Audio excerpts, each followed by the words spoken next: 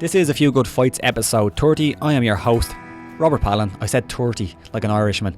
30, yeah. And I'm joined by Sean Taylor. How is things, Sean? How's things, yeah? Good, yeah? I'm good, man. Cool. Let's move on. Let's talk about some MMA news because there's a lot of it. Let's go.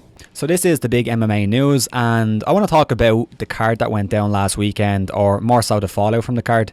Jorge Masvidal picked up a huge win, and he was already a star before going into this one, but I feel like it was a big kind of star-making moment, or at least another star-making moment from him. So I want to talk about the fight, but I also want to talk about where everybody goes from here, because there's a lot of guys who got huge wins, including Darren Till, big win for him in his career, and Kevin Lee as well. Then also the losers, where they go. So Sean, I'm going to throw it to you first. What was your thoughts on Jorge Masvidal's huge win on the weekend? He looked so good, man. Yeah. It was such a slick, clean performance. He really pieced Nate up. Put aside the stoppage for a minute, and if you just look at the 3 rounds that we did see, Jorge looked phenomenal. Like the score after those 2 rounds is at least 30-27, probably 30-27. He pieced him up. He looked phenomenal. He was so clean. He took Nate down. He wrestled him a little bit. Some of his work was phenomenal. And in fairness to Nate, Jorge landed pretty much the exact same shot that he sparked Darren Till with, and Nate just stood in front of him. So yeah, Nate's tough, but I agree. I think Jorge was winning the fight fairly handily. Like, I mean, Nate landed a couple of shots and Jorge kind of laughed him off. Like, they definitely landed. The talking in the cage was brilliant. But that was like perfect Jorge Masvidal. Yeah. He showed everything. He really did. He showed everything. It's arguably the best we've seen him look. It might be. Like, I mean, every time he goes out there, he looks better, and it's difficult to compare this one to, say, Ben Askren or even Darren Till, because they were fairly quick, and they're more impressive in a way.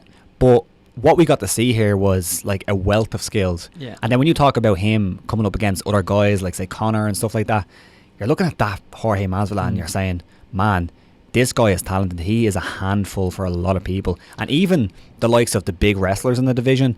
Jorge Masvidal loves wrestling. He's a big fan of it. And when he fought Damian Maia, he put up a good fight on the ground. And you're just seeing what he done to a world-class wrestler in Askren. So I was very impressed. Masvidal spoke about it in the post-fight press conference. He wanted to put together a Picasso, he said. And the only thing he was disappointed with the stoppage was that he didn't get to finish the Picasso, basically. He didn't finish his masterpiece. The 3 rounds of phenomenal work. It was beautiful to watch. Yeah, so what was your thoughts on the stoppage? Because that's the big controversy here. I was in the office on Tuesday, Sure. I spoke to you about it. We're such hypocrites, fans, gutted with the stoppage. I wanted to see 5 rounds. I think Jorge was on his way to probably a 50-45 kind of decision. But I wanted to see 5 rounds. Can I argue with the stoppage? Not really. I don't think so. The cut was pretty bad. And I've seen the comparisons on Twitter with other stuff, and I think Nate probably was defending himself intelligently, but let him fight another day. There's no need for that cut to get damaged any more than it already is. It's one that opens up regularly. It was pretty bad. Even Dana said it himself after. I mean, if Dana's okay with it, he generally gives out about a lot of shit he shouldn't be giving out about. Yeah, I can't argue with it. Would I like to see the fight go on? The Savage in me says, probably. Yeah,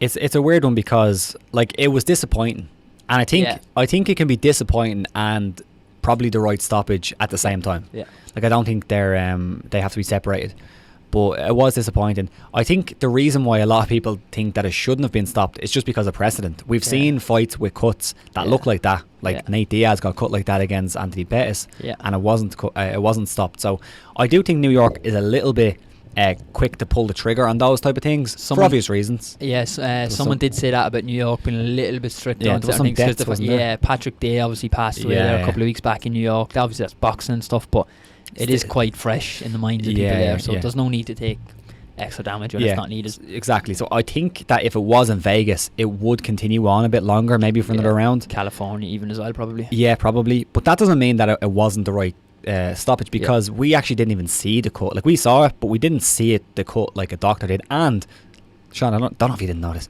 we're not doctors. Yeah, no. And either is anybody else in there. Well, most people. Believe it or not, we're actually not doctors on the show. Yeah, I think Dana actually agreeing with the stoppage says a lot as well. Like, he saw it first and he was like, oh man. And then he came back and he was like, it's probably okay. And a lot, you said to me as well, there's a big irony in it being for the BMF belt and it getting stopped by a doctor. Yeah. It's the only thing, like, that's the big irony. But I mean, Nate wanted to fight and he thought the fight was going on and next thing it was stopped. Like, Nate obviously wanted to fight. It's fucking Nate Diaz, man. Yeah, exactly.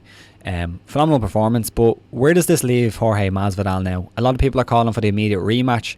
I wouldn't mind it. I'd like to see it because I feel like I think you saying that the fight was going Jorge's way and he would have won the rest of the fight. I think if you're a betting man, you would say yes, 100%. That's the way it was going. But like at the end of the day, you don't know. It is MMA. It's true. Anything could have happened. Yeah. I'm not saying it would have, but it can. So like if you're Nate Diaz, you can understand, and if you're a Nate Diaz fan, you can understand. But he's going to be out for some time, and I don't think Jorge wants to stay on the sidelines for that long. Yeah, the immediate rematch. No, I don't think so. I think we will see a rematch down the line in the future. Back pocket job. Yeah, I think Nate has 2 fights in his back pocket for the rest of his career. Oh, yeah. Jorge Masvidal and Conor McGregor. Yeah. And they are 2 fat ass paydays. So I think what's next for Jorge is sit out. He said his hands are busted up. He's going to sit out and he's going to wait for the winner of Usman and Covington in probably April, May, I'd say. Yeah.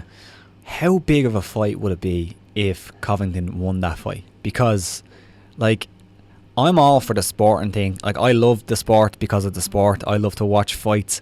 I'm a big kind of, let's be traditional, that kind of stuff. I am.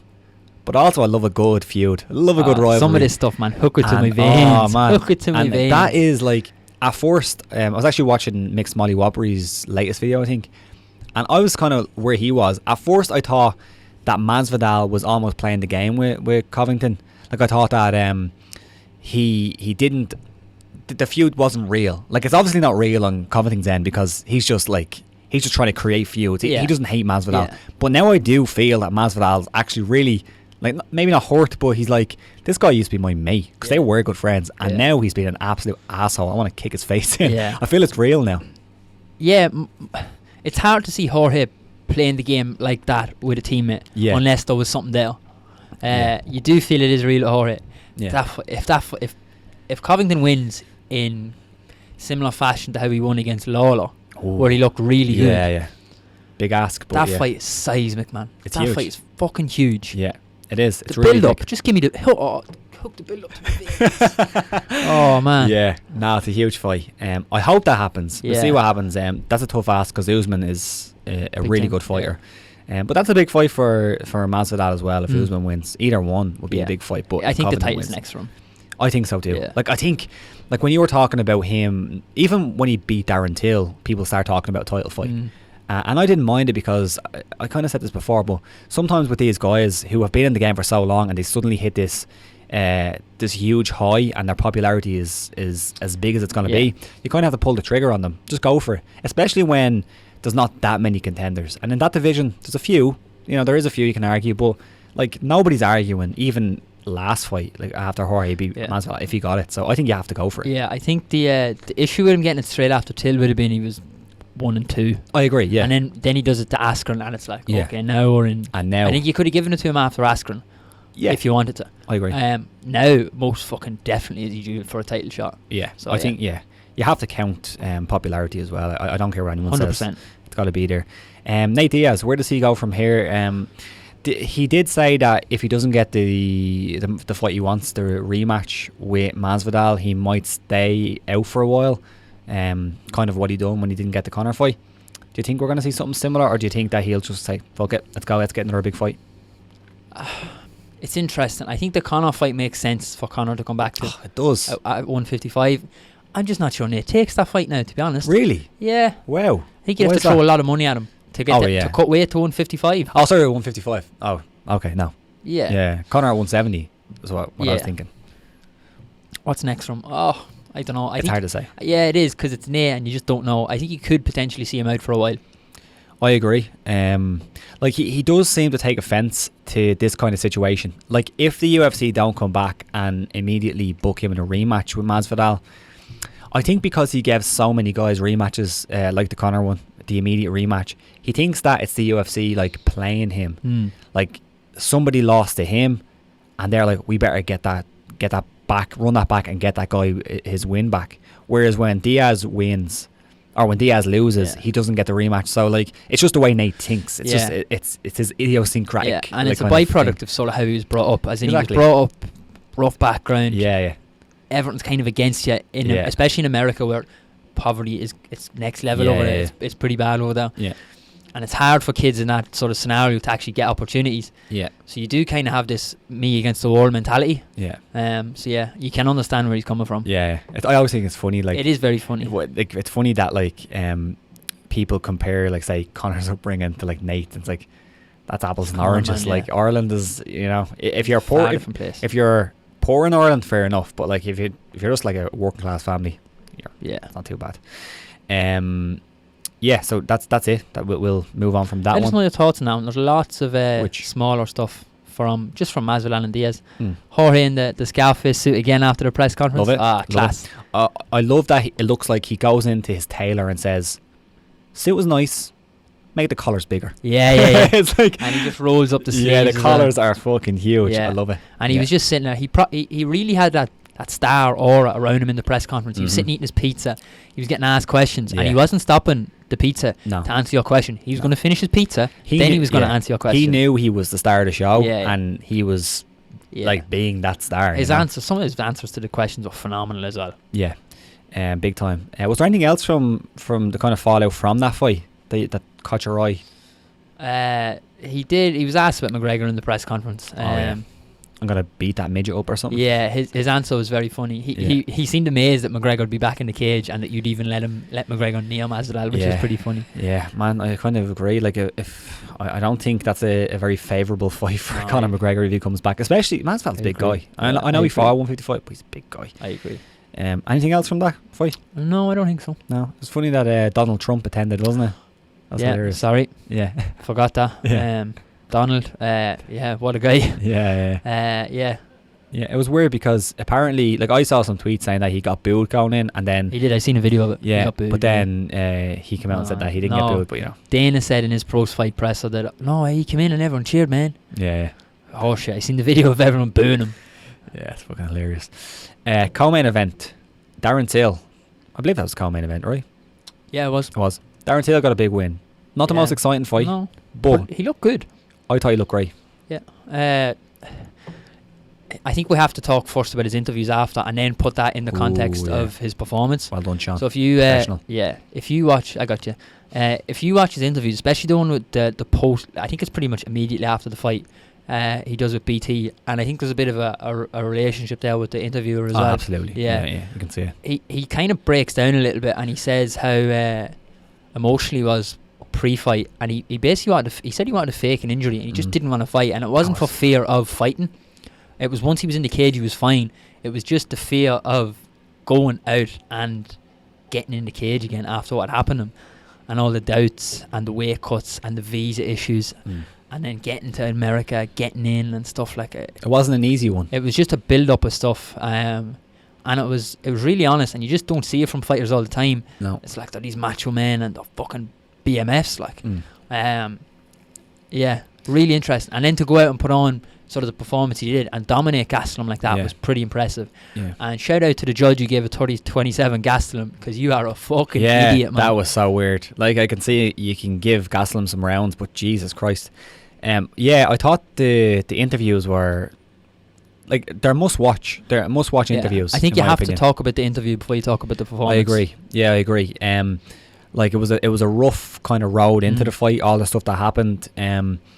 And even though he was moving up, it was still a weight cut that he had to do, and it's it's crazy. And he looked really good. Cut 20 pounds, I'd say. Yeah, he looked really good on the scales as well. He did, yeah. But yeah, I was very impressed. But like, it's just, I do agree. Like, I think a lot of fighters aren't going to be open like that, but I'd say 99.9% of them have felt that way 100%. At some point, especially because he was coming in and he was fighting on a card headlined by a guy who gave him the worst knockout of his career. Like, put him out completely, and he had to watch, because I'm sure he's seen it, and I think he might have mentioned this, but he would have had to watch every one of those highlights over and over again, probably while backstage on the screen. He said he watched the Masvidal KO him about 50 times before he made the walk.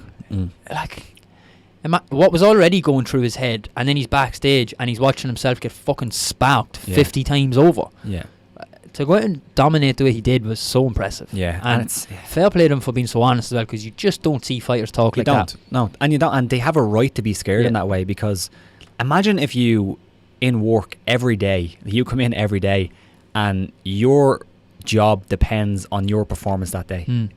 Like every time you go out there, your job depends on that. It's this one-time thing, and you're only as good as that last day. Like half the time you're probably coming in, you're like, today's a write-off. Yeah. Fighters don't have that luxury. They get one chance to go out there and do the job, and that must be terrifying. Yeah, you know, crazy. But the performance was great. Yeah, it was. He looked really good. Yeah.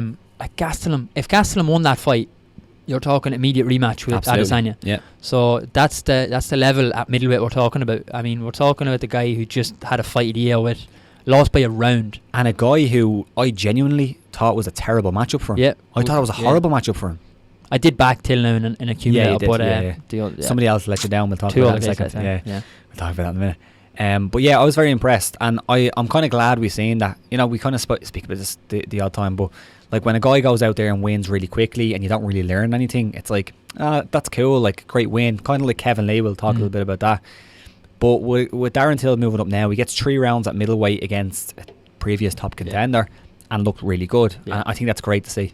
Yeah, to get the rounds in the bank and actually get a feel for moving around the octagon, doing what you got to do, and not always looking for that one shot KO. It'll only serve him the world of good, I think. Yeah, and I think it's good for him at middleweight, because he's not he's not going to have that huge advantage of having that one shot power. He still has it, and I'm sure he'll knock some guys out, but I think he has to fight a little bit smarter in that way. But yeah, really big win for Darren Till, and one that he really needed. He's ranked at number 5 now, which makes sense, because Gastelum, we were looking at the rankings though, and they're looking all over the place. I think Gastelum is under, who's he under? Hermanson, isn't it? Yes. Okay, whatever. It's fucking stupid, but whatever. Darren Till is number 5 now. He's not that far away from a title. He really isn't. Probably one fight. So you have that division's a bit mixed up at the minute, because we don't really know if Romero is going to fight Adesanya next. Yeah, I think one more fight for Till, and one more win for Till, he's probably getting a title shot. Did you hear him talk about Romero? Yeah. Sundays, he's like, I'm scared of him. Yeah. But it's just because he's a huge fan of him. It's funny, yeah. It is funny. So you have... He did... sorry to cut you off. He did also say that he feels the fight with Adesanya is his destiny. Yeah. Which was interesting. I think that's a fight you would see down the line. I'd be surprised if we didn't see that fight. Next, I would love Darren Till, Robert Whittaker. Oh. That makes sense, right? That makes some sense. Dana did say that Bobby Knuckles' fight is in the works. That makes some sense. Woo. He's ranked. He's the number 1 ranked guy. Darren Till comes up. He's ranked number 5. Yeah, Romero could get a title shot. Jared Cannoneri's there as well, but I think that's a fight to make. That's a fight, and that is a fight. That's incredible. Give me that 5-round main event now. Let's make that. What else? What else was on this card? Stephen Thompson. He got a big win over Vicente Luque. Looked really good as well. I was very impressed with Thompson. Yeah, delighted to see Thompson back in the cage, looking good as well. He looked so good. Yeah, I think the only way he would look better is if Luque wasn't so fucking tough and actually got. I think he would have KO'd most guys with a lot of those shots. Yeah. He looked good. His striking was on point. His timing was back. His movement was back. He just looked really good. And Luque, props. What a tough bastard. Yeah, it's fun to watch.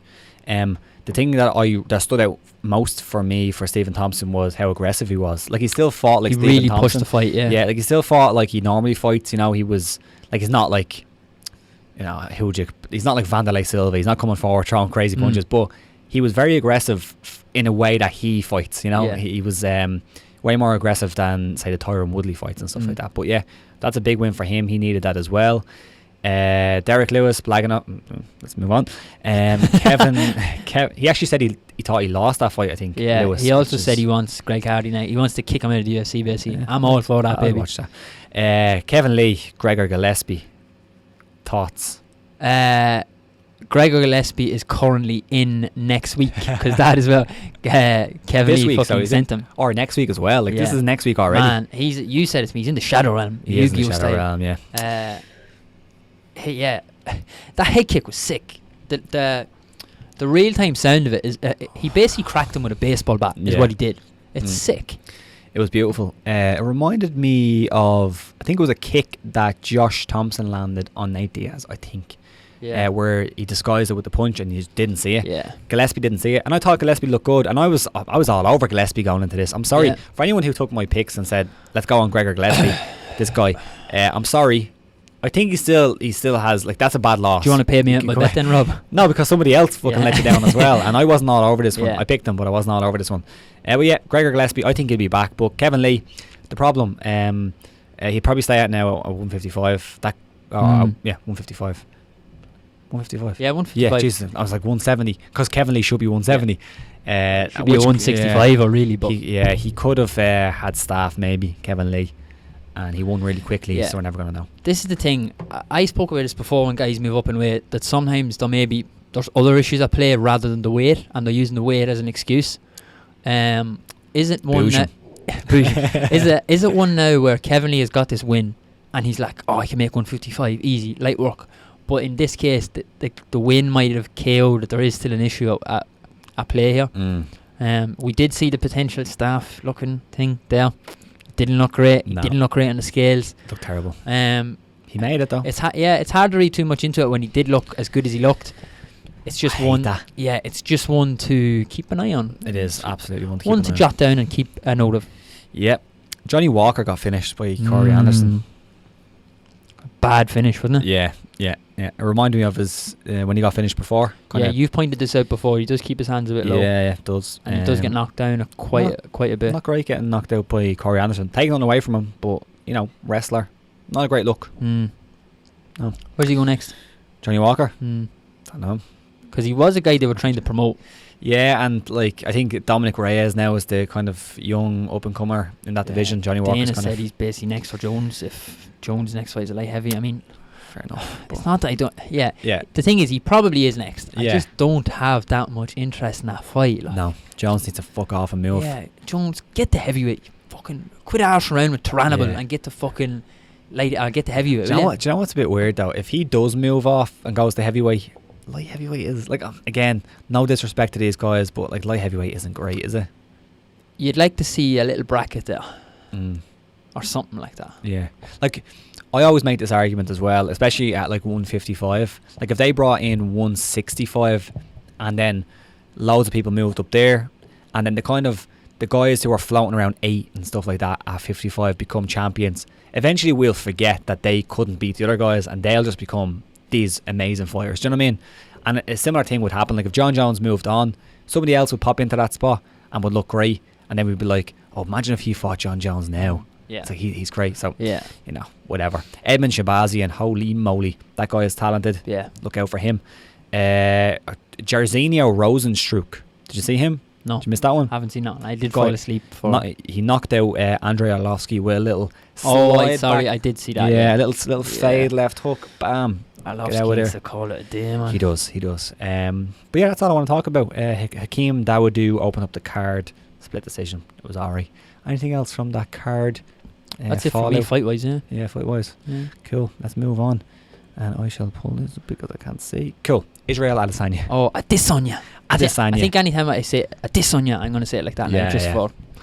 Yeah. So speaking of John Jones, Israel Adesanya and John Jones are still at having a war of words of sorts, and he said that he doesn't want to fight John Jones now, he does in the future, but if Jones comes down to middleweight he'll do it because he wants to clean out middleweight. First things first, that's not happening. Jones ain't making middleweight. Jones hasn't seen middleweight since he was 14. 100%, yeah. I was going to say he'd have to chop off a leg, but that probably wouldn't do a whole lot. Hey, his legs are tiny Joe. But yeah, what's your thoughts on this little feud going on? Have you any interest in this? Light heavyweight, of course. Yeah, I do actually. I think it's a fight we might see in the future. Not in the next, not before the end of 2020. I don't think. No. I'd be amazed. Yeah. I think if Izzy wants to be as active as he says he wants to be, that middleweight division is hopping right now. Yeah, it is. It's buzzing right now. Now he has Darren Till. Yeah, he has Darren Till. There's some Leon Edwards. Well, never mind. There's some other guys there as well coming up. Cannonier's there. He spoke about him. He said that Ariel Cannonier is a guy he really likes. Costa. Yeah, there's some guys there that he can fight. Like there's some killers. So if he cleans out that division, Jones-esque, the way Jones has cleaned out light heavy and then moves up to light heavy and fights Jones. Then it'd be interesting. I'm all for that. Yeah, love it. Why is it just me, or why is it me, not just me, but why is it me that when I look at Jones and when I look at Adesanya, they look about 6 weight classes apart? I don't know why, but it just feels that way to me. If I looked at Adesanya and didn't know he was a middleweight, I'd probably guess welter. Yeah, probably. Me too. He doesn't look like a middleweight. Yeah, and if I looked at Jones out of camp, I'd be like, well, that's a heavyweight. Size that. Yeah. Size the guy. Adesanya. He doesn't look like a middleweight. He doesn't look very big. I'd say he walks around about 205. Yeah, I'd say so. Nothing major. No. He's quite lean. And very lean, yeah. Like, I wonder what his weight cut looks like. He's quite tall. Yeah. I wonder what his weight cut looks like. I wonder if it's tough, because we never heard anything that... Yeah, he doesn't look overly bad on the scales either, so... No. But yeah, it would, like, I mean, it'd definitely be a fun fight. I think Adesanya could give Jones fits on the feet, but I don't know. I just need to see them beside each other, because they look too many weight classes apart. Definitely. And it's weird, because like Luke Rockhold fought in middleweight, Chris Weidman fought in middleweight, and they didn't look that small. So that's true. So it's kind of a weird one. I think we still have a lot to see from Izzy before we see him, even before that matchup becomes realistic. Yeah. I think we will see it, but before that matchup is like, before we're talking about it being next, I think we still have a lot to see from Izzy, and a lot. He's probably going to fill out a little bit more, you'd imagine. Yeah, what age is he? He's not like... Is he 29 or something? I thought he was like 30 or something. So. Yeah, around that. You'd imagine that over the next 2 years he would fill out a little bit, yeah, age-wise. Yeah, and it would become harder to make the weight. Yeah. My laptop just crashed. What's next up? Next up, Max Holloway, the best, baby. Max Holloway says he went through extensive medical testing before UFC 245 title defense. Basically, before accepting the fight with Volkanovski, he put himself through extensive medical tests to ensure he's healthy and can have longevity in the sport. You actually mentioned this one to me. I hadn't known this. So yeah, so he had an interview with, I think it was Mike Bond of whoever he writes for now, Junkie? ESPN now, is it? Mike Bond. He had an interview with him, and he was talking about how he basically hired people to come in and test them. And one thing, like, this is what I thought was really cool about it. He said that these guys, these medical professionals, doctors, whatever, were working for his kid. Rush. I always think Danger, but that's Cerrone's. That's cowboy, Rush. They're working for Rush. They're not working for him, because they want to make sure that his dad is going to be okay, which I thought was cool. But that's pretty cool. It's also a bit chilling as well when you think about it. Yeah, when you think about it. Like, but yeah. But like, I think this is smart from Max Holloway. Yeah, big time. Yeah. Because he is a guy, just how he sounds. And that very much is probably how he is, but is it? And we've seen before with the concussion symptoms sort of out of nowhere. He definitely needs to err on the side of caution. Yeah, like, I know it's not out of nowhere, but we were talking about this kind of, I think it was after the last episode, after it ended, we were talking about like Holyfield on Joe Rogan and stuff. Yeah. Man, that's scary. That's scary. That guy, it's not nice to watch. No, it's not. He can barely speak anymore because of it. So, it's a rough game. Like, Holloway doesn't get hit too much, but like, he has had some wars. He's taken some damage. There's definitely guys who are in worse shape, but I think it's smart from Holloway. Yeah. I like that he's been proactive with it. Yeah, exactly, because maybe he probably looks at the commission testing and kind of what they do, the kind of bare minimum to get guys there and say, like, clearly this isn't enough. Like, I need to do some more. What would have been interesting is, obviously he's passed, or like they've said that he's good to go. What would have been interesting if they said, we found this on your brain. Yes, what would happen? And I don't mean to tempt fate here, but you'd like to think he'd have pulled out and said, I'm done. Yeah, 100%. But yeah, it would have been, not that it would have been interesting. No, it wouldn't be interesting at all. Won the note. Yeah. I was trying to think of the word. It's not a nice thing to say. I don't like, No, like, I mean, he done it for a reason. Like, I'm sure when he hired them, he accepted the fact, okay, they could find something. You know, that's a possibility scary here. As hell as well. That is when you're going very, for them very tests, scary. that's pretty damn scary. I imagine. Yeah, that's my livelihood, man. Yeah. What's next? Tyson Fury talking absolute bollocks. What's he talking about now? Tyson Fury says that he wants to fight in MMA. Dana White responded saying he's open to the idea. Dana, of course, has always been against crossovers like this. Boxing champ Tyson Fury revealed that he's interested in a move to MMA, and that Conor McGregor would train him, and that he's also interested in fighting Stipe Miocic in particular. No fucking interest. No. Shut up, Tyson. No interest at all. No, not one in an MMA. Well, not. Okay, so let me change it up. Okay. What happens if Tyson Fury comes over and says, I want to dedicate myself to MMA, and I want to come in and I want to fight Greg Hardy. I don't know. I was just thinking of some random heavyweight. I'm going to go for the title. Okay, so we're assuming Tyson's been serious here because for a start he's not. Yeah, he's not. Like, he's on the wind up. He's basically gone like this. He's gone. Yeah. Got a few fishies here. But he's in the WWE now. Yeah, great for him for making a bag load of cash. Fair play to him. I mean, if he wants to quit boxing and come and do a harder sport for less money, then that's the thing, right? I've seen someone argue this. It's like he's going to make so much less money for much harder work. Yeah, like because it's not going to be handpicked, and it's like it's a new thing for him. You know, we're not saying boxing's easier, but it's easier for him because he's a boxer. So he's going to come over for a much harder job for way less money because there's no way that he's going to get paid what he gets paid in boxing now, or even probably what he gets paid from the WWE. Basically, what he done was get his name out there by name dropping Conor McGregor in there. We have your clickbaity title right there. This is never happening. Oh God! Famous last words. Tyson Fury will never fight in MMA. Just gonna clip. I promise you that. Okay. Yeah, click it up. Yeah. Clip it up. Somebody clip that right now, just in case. Just in case. No, it won't happen. Please. I hope it happens. Tyson talks absolute horseshit, man. You have some kind of vendetta about. I don't have a vendetta against him. I just think people take what he says too seriously. Give me an example. The charity thing. The charity thing, yeah. He said he was going to give his whole purse to charity from the Deontay Wilder fight. Yeah. Does someone want to find me a link to where he donated that purse to? Someone find me a link, or find us a link. Good luck. Yeah. So you're saying that doesn't exist? That didn't happen? Yeah. He says that's exactly what I'm saying. It didn't happen. Like he says he's going to knock Deontay Wilder out. Yeah. He would knock a wank out. Like he knocked Otto Wallen out, who was like. Boxing's interesting because they give these guys fight, and if you watch the rankings a week before a fight gets announced, these guys are nowhere near the rankings, and then suddenly the fight gets announced and they're number 14 in the world. Yeah. Okay, sound. Who's setting these rankings? The people who are getting paid a lot of money in commission fees. Okay. Yeah. So, yeah, he's funny, Tyson.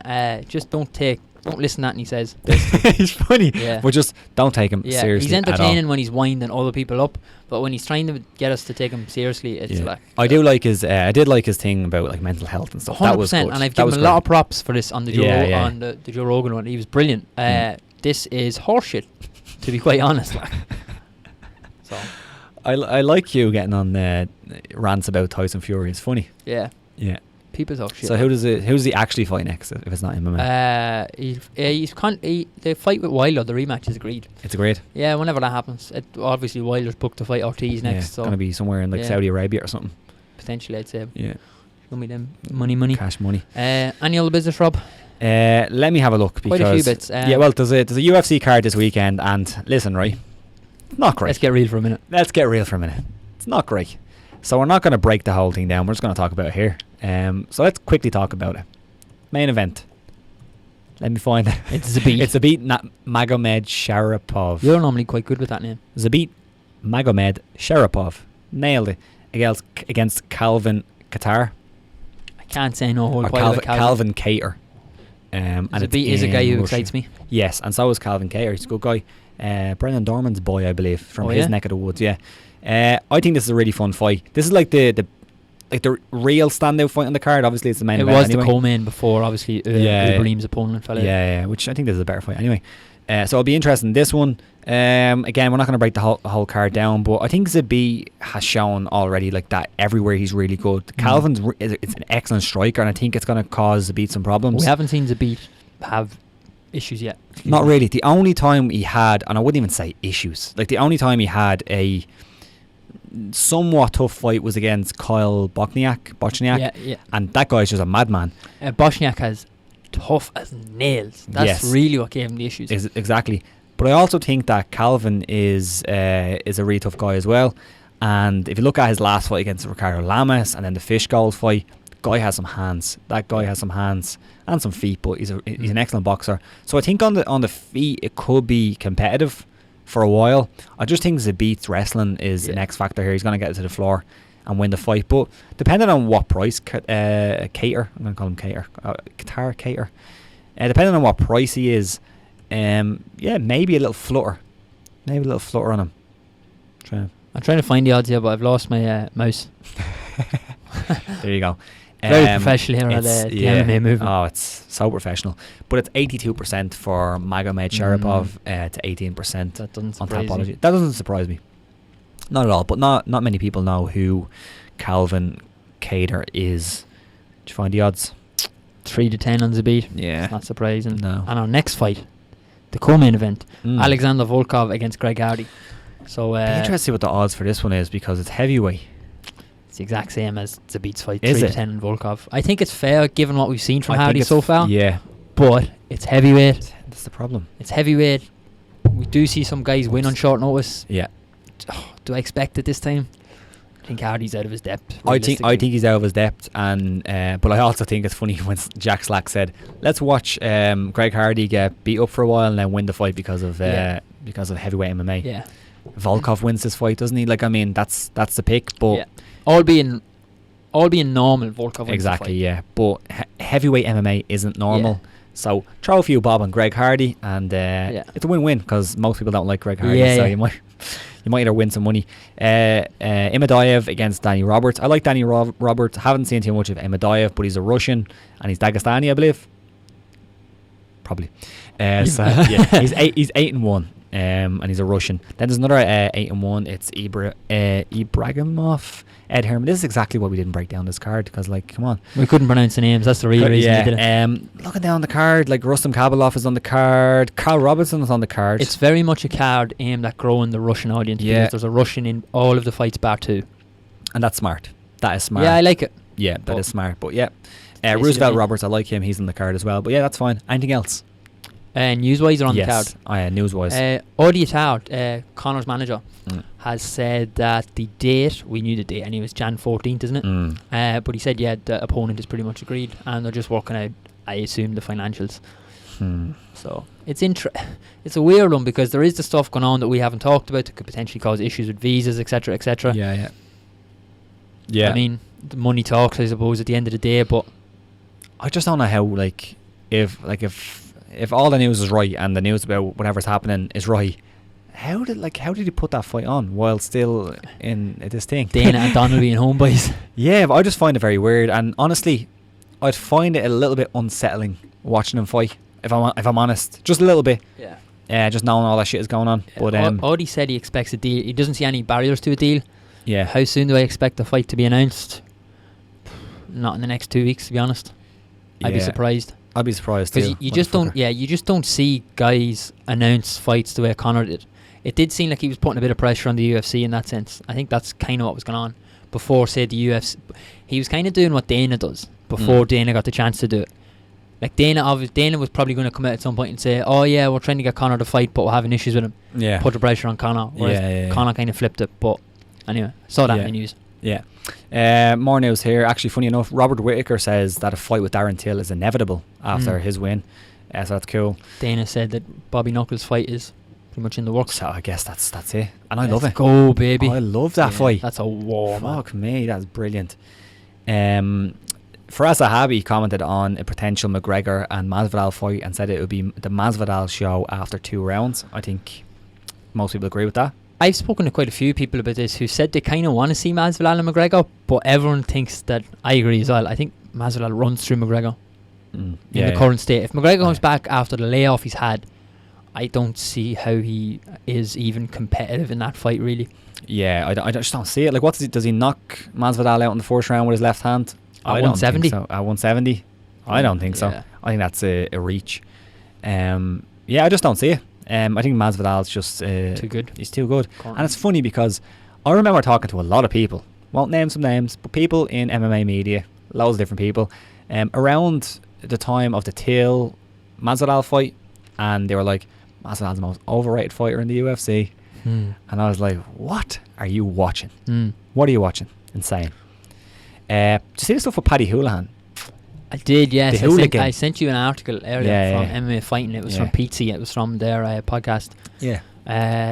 It was interesting. We kind of knew, people in Ireland kind of knew there was a falling out. Yeah, so what's the thing? So people in Ireland, we knew there was a falling out, obviously, between Patrick Houlihan, the hooligan, and John Kavanagh. It stemmed from Paddy opened up a gym, SPG Tala. That was the one.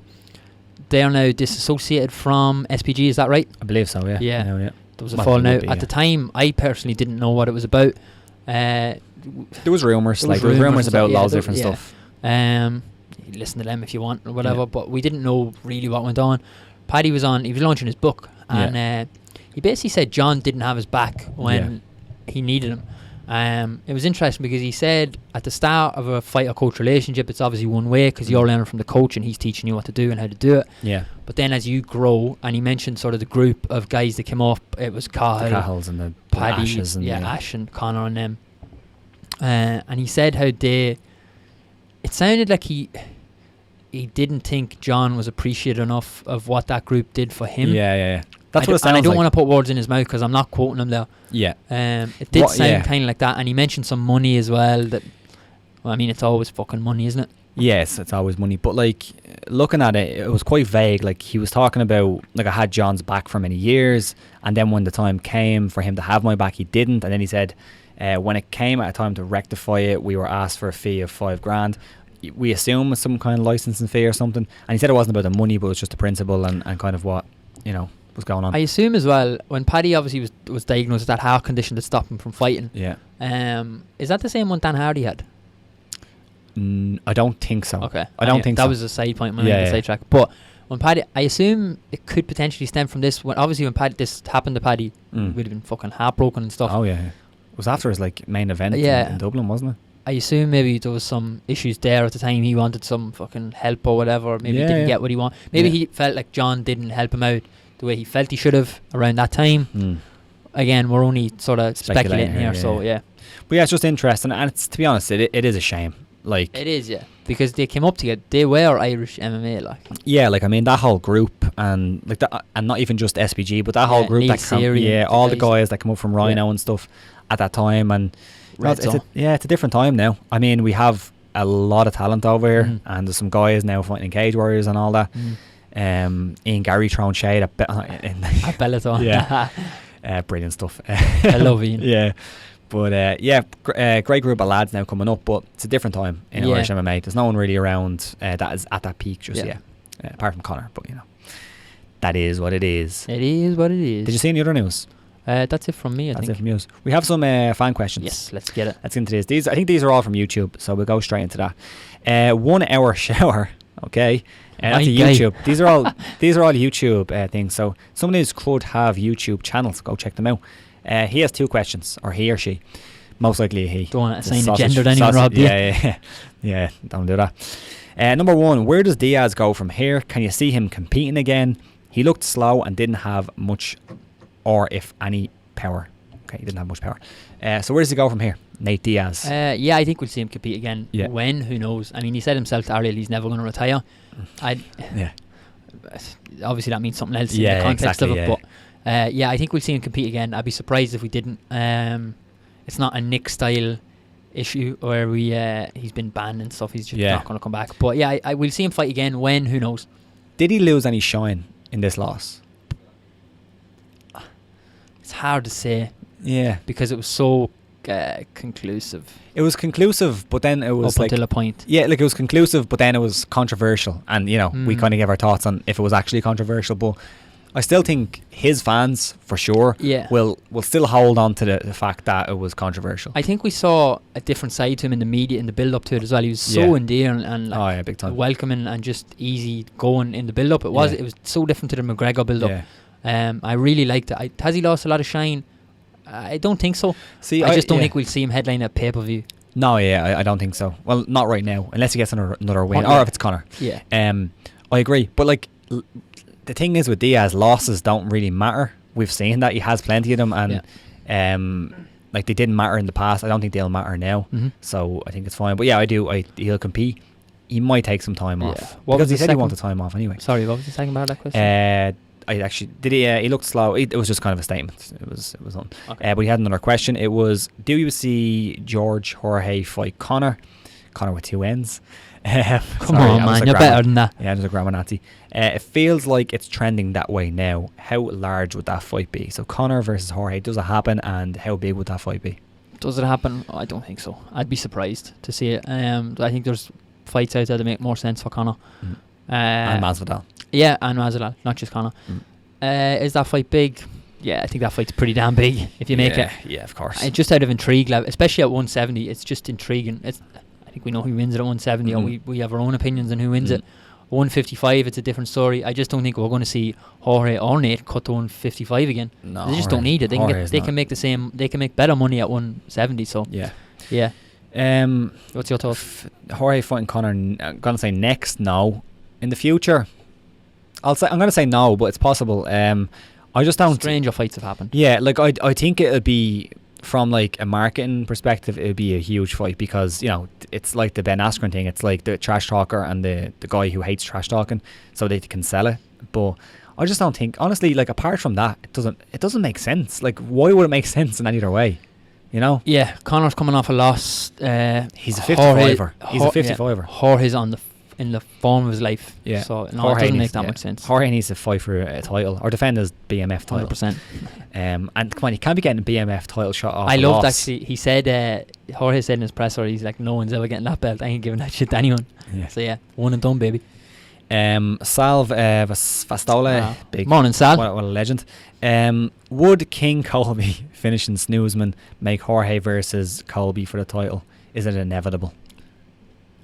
I think Jorge is like without a doubt the winner of that fight. So whoever that may be. But if Usman wins it and Jorge beats Usman, and then Colby comes back, it's a win. Wins a fight. That fight's still there. So I think we will see that fight at some point in the future, win or lose in the next couple of fights. I think that seems like a fight that has to happen. The story is there. Yeah, it has to happen now. Like I think the Nate rematch is there in Jorge's back pocket and Nate's, and then also that fight. Yeah. Good question though. Yeah, this David Ganley said hypothetically. Ganley. Very Irish name. Yeah. Hypothetically speaking, if Conor McGregor was to leave John Kavanagh, what coach gym would you like to see him join up with? That's an interesting question, though. It is an interesting one to think about. I don't personally think we'll see him leave John. No. Well, no. I don't think so. I'd be surprised. Anytime you say that, like, motherfucker just comes into my head straight away. I'm not surprised. Yeah. What a picture. Yeah. Who would I like to see him team up with? Do you know who came into mind? AKA Khabib. Yeah. Sort out that wrestling. I don't know. There's a lot of good guys. Faraz is there. I don't think Faraz would take him personally. I don't think he'd want to go to Faraz because they have a bit of a beef. Yeah, I think. Yeah, AK is. Burnt some bridges with different coaches. I mean, you're kind of looking. Actually, no. Eugene Bauman. Yeah. Yeah. Don't think Eugene would take him either, to be honest. But yeah. Although he probably would. Eugene, that guy is so interesting to listen to. Actually, have you listened to some of his stuff with Ariel and that? He's so interesting. Yeah, he's an interesting dude. Even the stuff with Adesanya, like the way he was saying that he didn't even want him there, and like he kicked him out of the gym. And he's like, try some other gyms. Yeah, like, he just kept coming back. He's like a fucking pest to him. Yeah, it's mad. Like when you look at it that way. Like if you're looking at this as in none of the controversy exists, no coaches hate him, and it's all perfect. I think AKA would have been the perfect spot for him for the wrestling. But they're also, they have great and the training partners there. The training partners. Or else for us, I think that would have been a great one. But I don't think either of them are happening. None of them are happening anytime soon, if ever. And plus, if he's ever moved away from John, he's in the position of like a boxing type thing where you just bring in like some head coach and he won't be really training in a team or anything like that. Thought-provoking question though. Interesting. It is. I like it. Ethan Roy asked, is it time to turn the UFC into more of a league with a fighters union, more universal standards, less variability in commissions, also like commission by commission, etc. So turn it into a league. No. So I assume league he means by almost like not World Series of Fighting, NFL PFL style, PFL type thing with like tournaments and stuff. No, not for me. Yeah, I don't know. The fighters union, Sorry, go through that bit by bit. So the league, no. Turn into a league. So by league, we assume it's going to be like a PFL where you have like a season and thing. I don't think so. I think like that's cool for like a smaller promotion like PFL. And it gets their name out there for different reasons. But like I think with the UFC, make the fights that you have to make. There's no need to change it up like that. Run it like it should be. What was the next bit? Fighters union, yes. 100% all for it. The UFC. The problem with that is the fighters have to work together. It's not going to happen anytime soon, I don't think. No, I don't think so either. Yeah. 100% though, but the UFC won't be on board for that one. More universal standards and less 100%. Variability by commission. Yeah, universal standards. You're looking at healthcare and stuff like that. Yeah, and testing. Yeah, and I guess maybe standardization of the rules, like actually have the new unified rules across every commission. Yeah. That's so weird still, Yeah. I find. See, this commissioning, I think I said this before on the show, it applies in boxing as well. Mm. It's state by state. Yeah. And so you have, say, California now restricting themselves with the weight clause thing we spoke about this before. Yeah. So, because California aren't going to sanction that fight, Yeah. Nevada will say, Yeah. fuck it, we'll take that fight. Will 100%. Cut Yeah. as much weight as you want. Yeah. Do you want an IV? So this We'll is allow the it. this is the issue. When you have commissions making decisions like that, you're going to have that creates opportunities for other commissions. So unless the US government say we're creating the US State Athletic Commission, Mhm. and that is the overarching governing body, that's the only way that gets Yeah, sorted. one, And I yeah. think it should happen Yeah. because you have it in every other. Well, in Europe especially, Yeah, yeah. you have like the British Boxing Board of Control or Yeah, the yeah. MMA associations and stuff to actually govern the sport. I Yeah. think Even it's- even in MMA over here, It's just like in messy. Europe, but even like they're trying to standardise it with the IMAFs and stuff like that, the international federation. So yeah, and it's good to see that standardization because it just creates clarity for fighters, coaches, and fans. yeah. Like I always find that really weird. It's like, what rules am I fighting under? Yeah. It's mad. Yeah. Like, what the fuck? And even for a fighter, finding out say half an hour before your fight when the ref comes into the locker room, it's like, Yeah. all right, okay. It reminds me of just speaking of The Rock announced the Mark Kerr movie coming out. Yeah. I rewatched The Smash Machine. Have you ever seen it? The No. Smash Machine. You've Watch it. recommended it to me before. Watch it. Is it on Netflix? No, it's on YouTube though. Oh, okay, deadly. Yeah, easier. And there's a point in there where he's fighting, right, and he moves to Pride, and then his his best techniques were knees to a grounded opponent to the face and headbutts. Gone. That was it. And Pride were like the day before, they're like, no knees to the grounded opponent, no headbutts. And like, imagine that, your biggest techniques just gone in a day. Mohit Malhal, tried it. Corey Anderson just dominated Walker. Do you think Corey Anderson deserves a title shot? Also, what do you think of his shenanigans after he won and later his apology? Love from India. Oh, my Thanks, guy. Mohit. So yeah, first off, do you think he deserves a title shot, Corey Anderson? Deserves an interesting one at light heavyweight. No, I don't mean that in a derogatory way either. Deserves an interesting one just at light heavyweight at the minute, just with the way the division is. Yeah. I mean, if Reyes is next, Corey probably fights once more, and then if he wins, he's probably next. Yeah. Yeah, just the way the division is, yeah, he probably is deserving of a title shot next after Reyes. Yeah, I agree. Even trying to look, like, who's Corey Anderson beat recently? Need to get his record up there, because, like, I think either guy could probably make a decent argument for a title shot. So, like, Corey Anderson, 4-fight win streak. He's beat Latifi, Teixeira, Cummins, and Walker.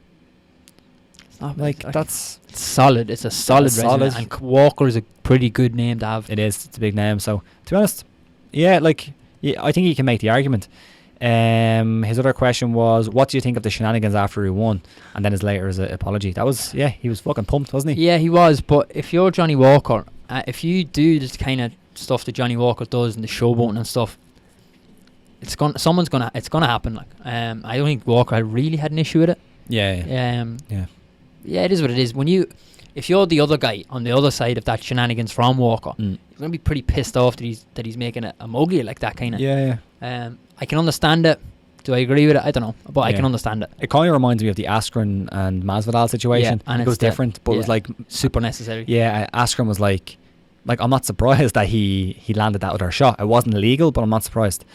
Borna Bear said, does Gillespie getting starched by Lee sway your thoughts on Holloway versus Volkanovski? #levels. Interesting. So, like, yeah, I guess the thing is, like, looking at Gillespie, up and comer, a lot of hype, but then he comes against the kind of experienced guy. Does it change your thoughts on it? No. Well, what was your thoughts on it in the first place? On Holloway Volkanovski? Yeah. Max, yeah. Me too, yeah. I find it very hard to pick against Max. Me too. Yeah. Even after his last fight, Yeah, well, he fought Frankie. Was it Frankie in the last fight? No, who did he fight in his last fight? He's defended 45 since he fought Dustin. Yeah, that's right. Who did he fight? Jesus, my brain.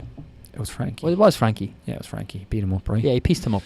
Yeah, he did. He looked good. He looked fine. Yeah. Like, we were worried. Yeah, I find Frankie. No, it hasn't. It hasn't changed my thoughts too much. I find it. I struggle to pick against Max. Yeah, I do understand it though. The thing, like, if you were leaning towards, sense, if you're leaning towards Volkanovski, maybe it would have. But yeah, good question. Random Hero asked, how Diaz beats Masvidal? How does Diaz beat Masvidal in the rematch? I guess he wanted to say.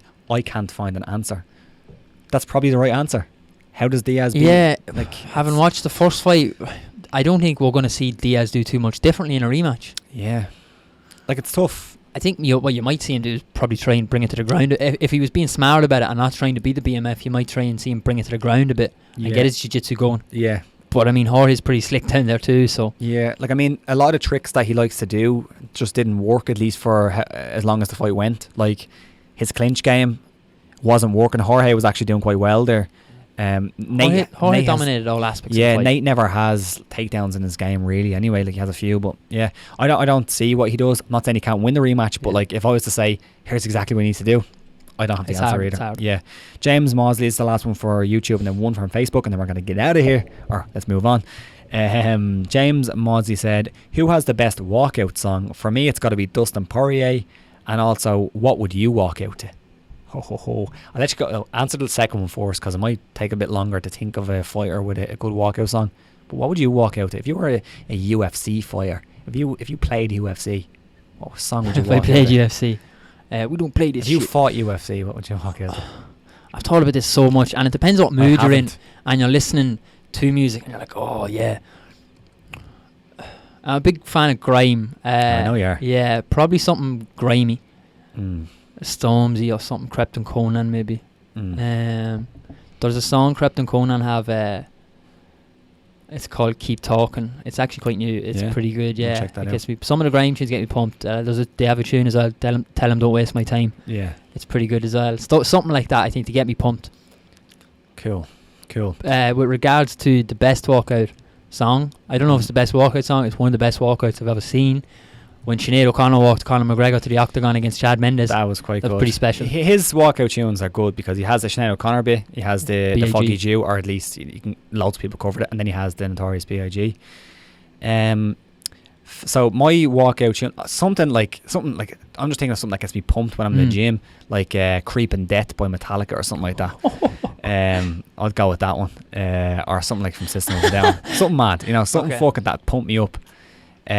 Best walkout song, I'm going to say Time to Say Goodbye by Andrea Bocelli, which Sexy Yama came out there. Remember Sexy Yama, and he comes out and it's like a fucking opera? Yeah. That's wonderful. Or Vandalay Silva, Sandstorm.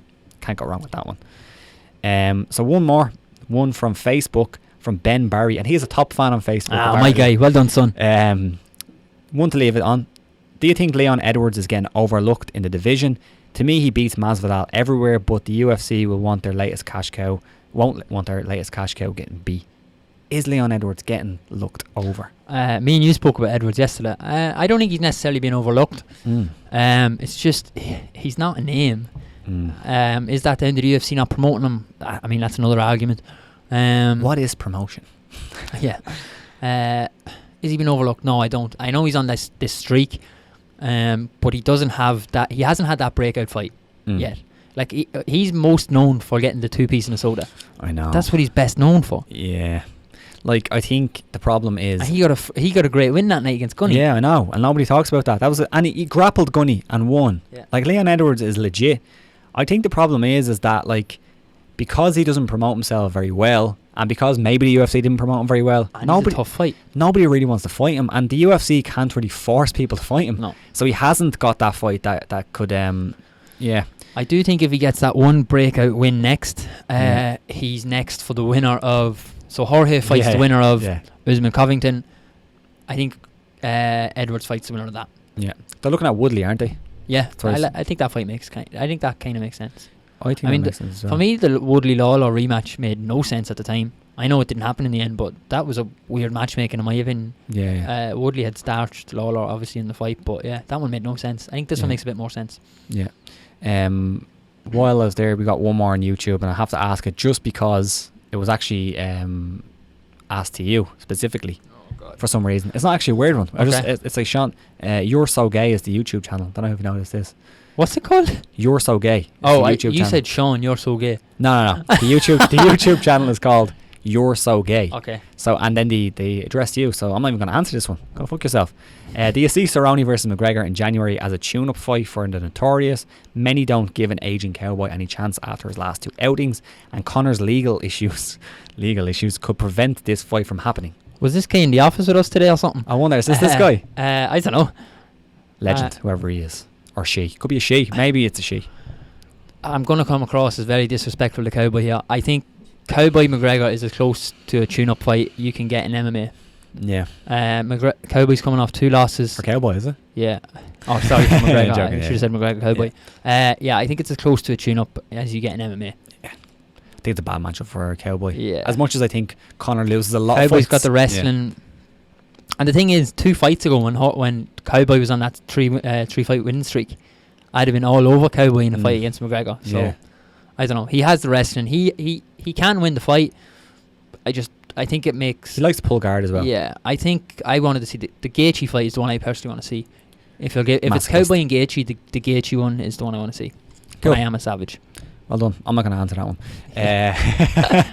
Thanks for all the questions. That was excellent. But let's move on and let's go to Educating Young Sean. So this is Educating Young Sean, and this is the part of the show where Sean goes back in history and educates himself by a fight that I give him.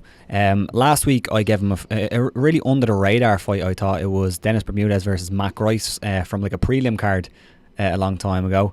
Fun fight though. What was your thoughts? A belter to watch it, to be fair.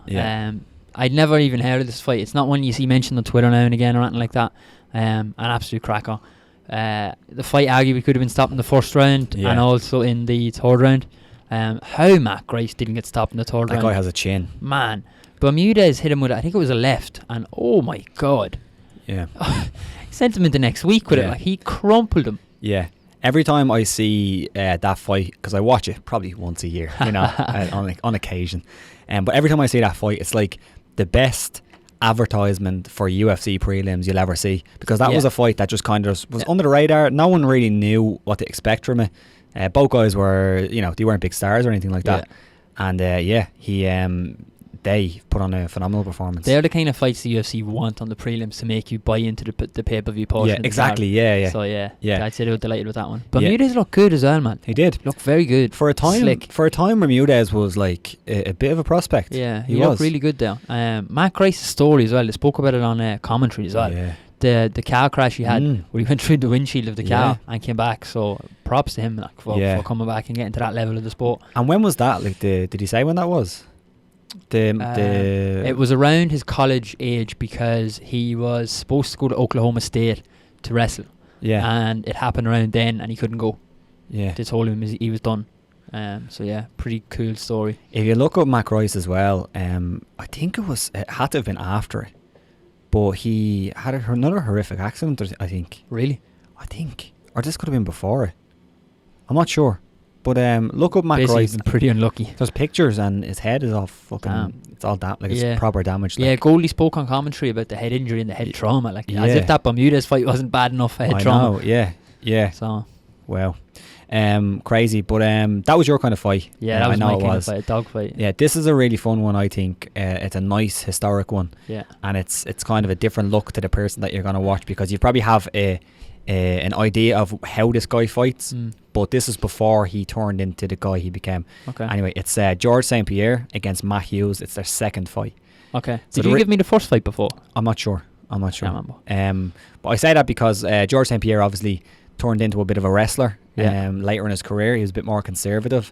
But early in his career, he was a dynamo. That's what I'll say. Great fighter. Rating the other fight? Yeah. 4. 4, yeah. What's just your reason 3 rounds? 3 rounds. Yeah, you needed another 2. Yeah, I needed another 2 rounds of head trauma to give it the fight.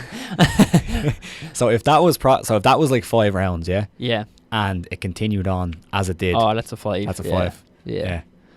I'm just harsh. You're a sick man. I know. I'm an animal. Sick I'm man. an animal. Cool. Let's move on. Do you have any weird news?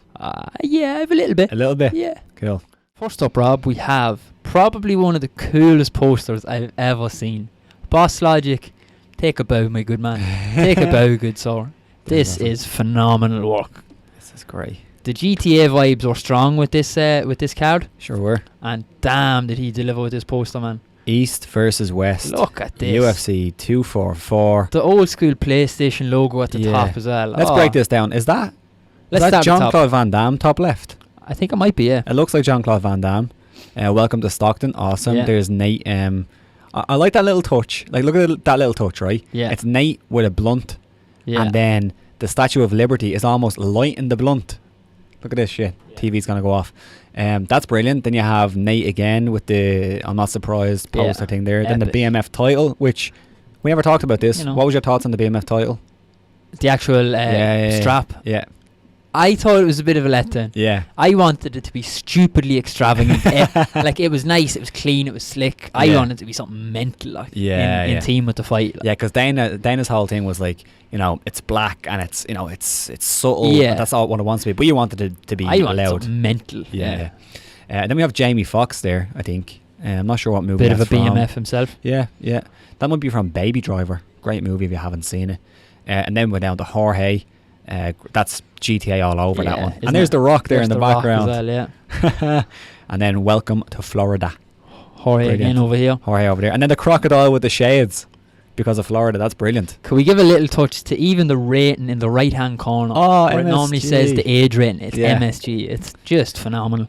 Work. Boss Logic, my man. He deserves everything he's getting because he's doing like Marvel. He's getting a lot of credit now at the minute. Yeah, he's phenomenal. He's hopping. What did he start with? He didn't start with MMA posters, did he? I assume it was comic book stuff. Yeah, that's his thing, like comic books and that. So yeah, I assume it was something like that. Awesome. That's why I always hear people say the UFC should hire Boss Logic, and it's like they could pay him to like do a poster or two, but he's making way more money than they'd pay him. I don't think they should, because when he's independent, he can do what he wants. Oh yeah. I mean, for them it'd be cool, but next up we have a really, really cool picture from the weekend. Look at that. Did you see this? No. This is phenomenal. What a picture. That is pretty fucking class, cool. Yeah. So if you're listening, it's Darren Till, and he's wearing, I guess that's an all black tracksuit. And it's the famous elevator in MSG. Famous elevator, and it's just all black. You can only see his face basically. Yeah. That's phenomenal. And the MSG logo in the background. It's a fantastic the world's picture. most famous arena. That's a BMF picture, I have to say. That is a BMF picture. Congrats to Darren Till as well. We spoke about it, but great performance. Well done. Next up. That's awesome. By the way, actually, can I go back there? I love in these things, like, you always get like the random famous fighters or random famous people always commenting on each other's. Well, the Mick Conlon one there is coming from. They're both managed by MTK Global. Yeah, of course. That's that one. We interviewed Mick Conlon like a year ago. What a guy! I love him. Big fan of his. Very nice from guy. Back in the day. Very nice guy. This one, Nate Diaz's post-fight press conference. Bit of noise on this one, Rob. Yeah, bit of noise. Hopefully we get it. He's on that side. Fuck him. I'm on the West Coast side. Mike Tyson should have been here anyway. He's the baddest man on the planet, right? He should have been the one. He should have been the one over here. I'm over here on the rock, huh? You guys caught me under a bad time, but you know what I'm saying? The Rock's cool. I like ballers. You know what I'm saying? But he picked the wrong side. He picked another side, so he could get it too. He could get his ass whipped too. Brilliant. Straight up. With all due respect, he could get it too.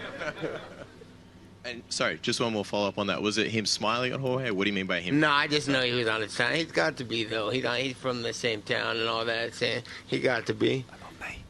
But you know, you on his side, fuck you. Oh, he's on that side. I love Nate Diaz. Absolutely.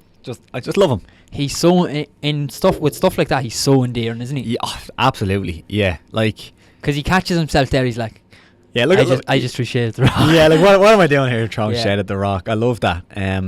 But I thought Nate was like, he's always going to be a bit conspiratorial. That's just his nature. Yeah. Like saying, oh, what's Dana doing and stuff. But he was pretty respectful after this one, and he didn't even complain too much about it. No. He just basically said, I wanted to fight. You know? Yeah, I was worried that he might come out and just say, I pieced him up. And, exactly. I was winning the fight. Yeah. But thankfully he didn't. Yeah. So yeah, look, he's so endearing with stuff like that. Yeah, his post-fight press was brilliant. Him and Jorge's post-fight press were brilliant. That is some brilliant TV. Yeah, it's brilliant. Well done, Nate. Next up, we have friend of the show, a tweet from Daniel Movahedi. Love him. He tweeted a picture of a cut that he once seen on a local show. Yeah, it's pretty badass. Holy fuck! That's not a cut. That is a hole. That has a hole in his head. Who is that? He looks a bit familiar. So, yeah. Holy fuck. This is what he said about Holy fuck. Yeah. Pun. That was completely unintentional. Everyone's talking about Diaz cut and how nasty it was, and this popped up on my timeline from a few years ago, back whilst I was working at a show. Cutman Fielding and Chris Lamb, is it? Is that who it was? That has to be one of the worst cuts I've ever seen. I wonder, was that stopped? Yeah, Yeah, no, he said it was. Yeah, I just read that. Did Yeah. Oh, I see. called It it was in soft. the second one, yeah. I'd imagine Dan was just looking and he was like, what the fuck? It's like another eye socket. Jesus Christ. Honestly, it's like a third eye. Yeah. So the Diaz fight should have continued. No, that's bad. His eyebrow will never look the same. Is that his eyebrow above? It is. His eyebrow is literally His in two eyebrow is places. split and it's up. Oh nasty, my man. God. Next up, Get bone disease we now have from that a shit. badass picture from Kevin Lee, man. Oh my God. Holy fuck. We talked about it. Yeah. Still a big fan of Gregor Gillespie. I still think he's phenomenally talented and I'd still put a bet on him competing for a title at some time. But fuck me. Oh man, he Oh, got man. sent into next week. Oh my God. And it was just gruesome the way he hit the cage. Yeah, he planked. Yeah. It's a badass picture though. You can see there was a lot of talk about this here, The staff. this potential staph infection. Staff. Yeah. I still don't like right, here's what my problem with this fight is that Kevin Lee looked great, brilliant. It was only one round and we've seen Kevin Lee cut weight and it's a horrible situation. Didn't look healthy on the No, scales at all. and now he's like, this is brilliant. I just knocked this guy out. I looked phenomenal. He's going to He continue can to make hide this, other issues like he's going to continue to try and make weight and it could look bad, but great win for Kevin Lee. He needed that. phenomenal win. Yeah. No context now. It's not a mad one. Yeah. It's just one to cheer you up a little bit. Why does he look like thing from The Office? Steve Carell from The Office in this picture. This one just goes out to anyone who's feeling a little bit down today. All right. Need to hurry it up a little bit though. I can hear it. Ah, no. Yeah. Yeah. If you're feeling Don't down, let the bastards get you down. Don't let the bastards get he's you. such a used car salesman, isn't he? Yeah, he's he is. brilliant. Like. Yeah. Again, if you aren't following No Context Town, sort your life out. Yeah, I agree. Back to a regular Rob. Will Flurry's back. This Spud. This one's colourful. Do you know what? I think this is my favourite Spud life ever. Yeah. I think it's in terms of actual Great work, Will. creativity in cuisine, this is excellent because Will can get a bit mad with it. He can get a bit mad. Yeah, a with bit of the- cottage cheese and some other yeah. stuff like This is very traditional. Yeah. I like it. Steak.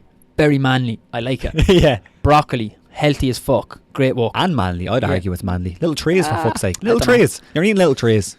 I don't know if it's manly now, but it's good for you. Yeah. And then baby spuds. You can't go wrong. They're an Irish staple. Yeah, they are. Great work, Will. I love Phenomenal. this. But I also see an avocado.